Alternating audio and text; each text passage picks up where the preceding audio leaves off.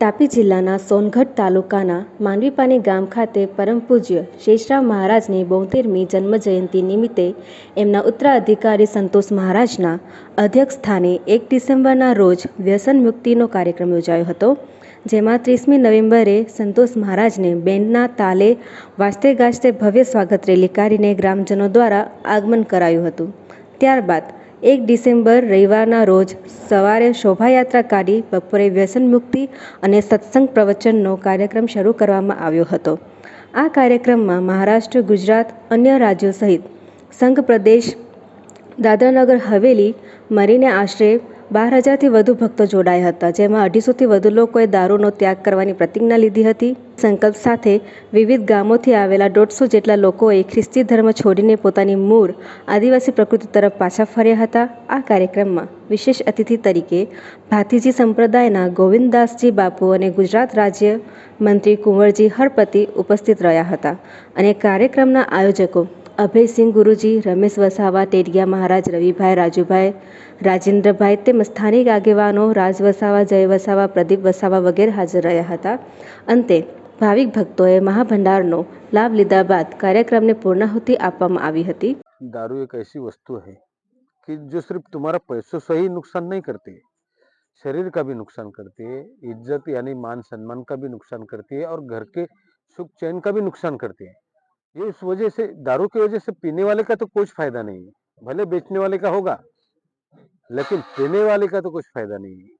तो मैं यही कहूँगा कि जिंदगी जीनी है, सच्ची नशा भक्ति में है. सच्ची नशा जो है भक्ति में है, मान सम्मान कमाने में है, पैसा कमाने में है. पैसा यानी मेहनत से पैसा की बात करता मैं, मेहनत से पैसा कमाने में है और जिंदगी में मग्न होने में, यानी संसार में, बच्चों में, अपने परिवार में खुश रहने में नशा है, यानी खुशी का नशा बोलते हैं उसको. वो मेन चीज है. ज्यादा जियो, लंबा जियो, पैसा बचत करो, बस मेन तो दारू का ही है, मतलब व्यसन मुक्ति का ही. क्योंकि इससे लोग मुझे बाहर ही नहीं आने देते. क्या? क्योंकि एक एक मिनट उन्होंने बांट रखा है.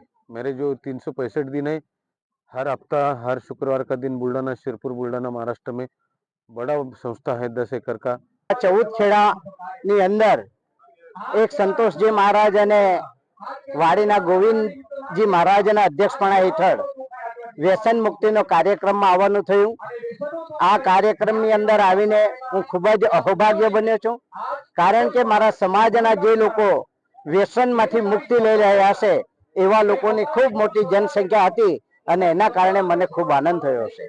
આજે ગોવિંદજી બાપુ હોય કે સંતોષજી મહારાજ હોય, એવો આખા ગુજરાતના મહારાષ્ટ્ર અને ગુજરાતની બોર્ડર ઉપરના રાજસ્થાન સુધી આ વ્યસન મુક્તિનો કાર્યક્રમ કરે છે. આગામી દિવસોમાં પણ આવા જ કાર્યક્રમો યોજાય છે અને તેને કારણે હજારો આદિવાસી અમારા ભાઈઓ બહેનો એ કોઈ માવા ગુટકાથી માંડીને દારૂ સુધી વ્યસનમાંથી મુક્તિ બને તે માટેના અભયારણ્યની અંદર એ જોડાયા છે. હંસરાજ પાડવી સાથે દીપેશ વરવી, સોનગઢ, તાપી.